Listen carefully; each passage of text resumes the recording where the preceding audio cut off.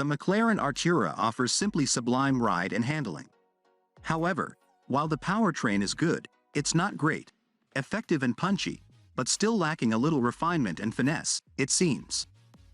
It's a small issue that can't take the shine off an otherwise deeply impressive piece of engineering that evolves what McLaren stands for when it comes to tech and design. You'd buy the £189,200 McLaren Artura for its steering alone. Never mind its punchy powertrain, beautifully refined ride for a supercar, or its arresting looks that signal a new, albeit only slightly evolved, era for the British firm's identity. It's the steering feedback relayed through the wheel that really makes this machine. The Artura's gestation hasn't been without its issues, but we've reported on these before when we first drove the car abroad last year, so we won't dwell on them any longer. But what's it like to drive in the UK, apart from that sublime steering? The answer is really, very good. McLaren has dabbled with electrification before, with its P1 hybrid hypercar nearly a decade ago. The trickle-down of technology means this is now available in its most affordable model, a relative term, of course, so let's recap the Artura recipe. It's new territory for the British firm on the engine front too, as the Artura's combustion engine is a wide-angle 3.0-liter twin-turbo V6.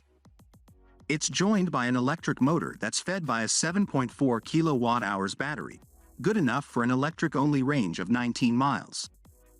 Plugged in, the Artura's battery will take 2.5 hours to recharge to 80%, but there's the option to replenish the cells on the move too. In this setting, the engine quickly boosts the battery back to full health from empty.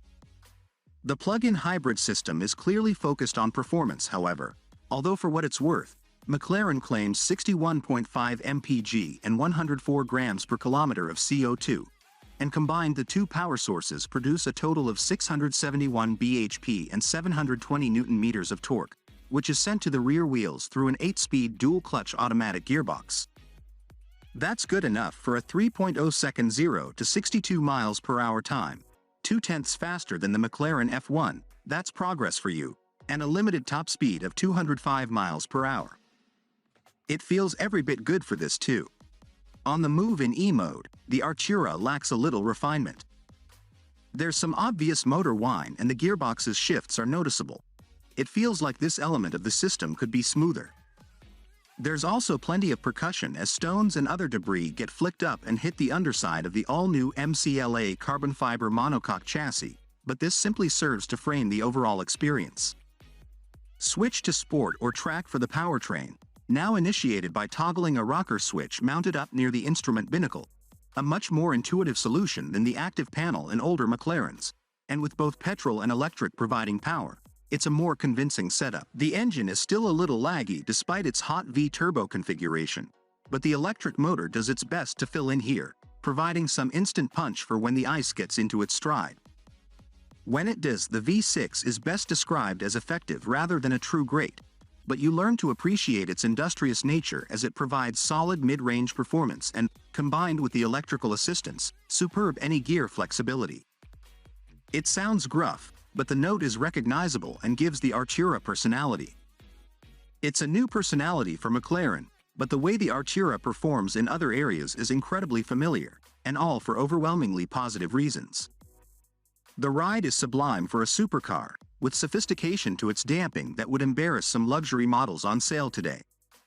With the chassis set to comfort, the suspension feels brilliantly fluent.